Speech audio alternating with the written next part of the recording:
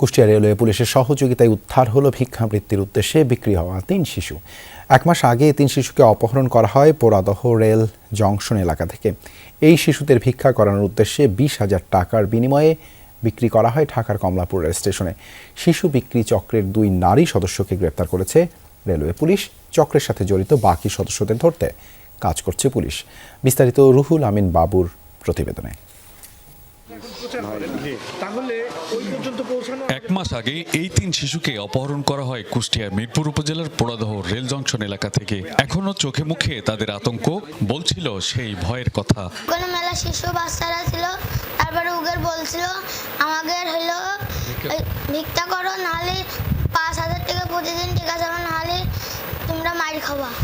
কয়েকদিনের ব্যবধানে একই এলাকার ৩ শিশু হারিয়ে গেলে নিরুপায় হয়ে পড়ে হতদরিদ্র পরিবারগুলো। উপায় না পেয়ে দ্বারস্থ হয় পোড়াদহ রেলওয়ে থানায়। টুটুলের বউ ফতে চুরি করে নিয়ে গেছে স্টেশনের থেকে আমার ছেলে। ওরা খেলা খেলছিল ফুটবল, আর তারপরে নিয়ে চলে গিয়ে কেস করে তারপর পুলিশের হেফাজতে ধরলাম, না হলে পাবো না ছেলে। বলে রাজশাহী থেকে বলে ঢাকায় নিয়ে গেছে, ঢাকায় নিয়ে যা বিক্রি করেছে। গ্রেপ্তার হওয়া পাচারকারী চক্রের ২ নারী সদস্যের দেয়া তথ্যের ভিত্তিতে ৩ শিশুকে উদ্ধার করা হয় ঢাকার একটি সেফ হোম থেকে। শিশু বিক্রির এই চক্রের সাথে আরও যারা জড়িত তাদের ধরতে কাজ করছে পুলিশ। যেটা একটা সিন্ডিকেট, যারা বাচ্চা বিক্রি করে এদেরকে দিয়ে বাচ্চা কিনে ভিক্ষাবৃত্তি করে, এটা প্রমাণিত। এটা বড় কি ছোট সেটা জানি না, তবে এটা একটা চক্র। মূল আসামি যে যার নাম আমরা পেয়েছি তদন্তে, তাকে আমরা গ্রেপ্তার করলে তাকে জিজ্ঞাসাবাদে আরো বড় কিছু আবিষ্কার হতে পারে।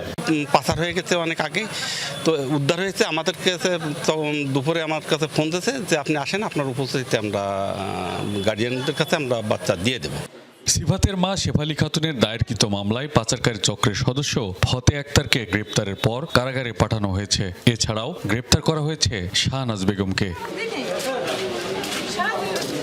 রুহুল আমিন বাবু, যমুনা নিউজ, কুষ্টিয়া।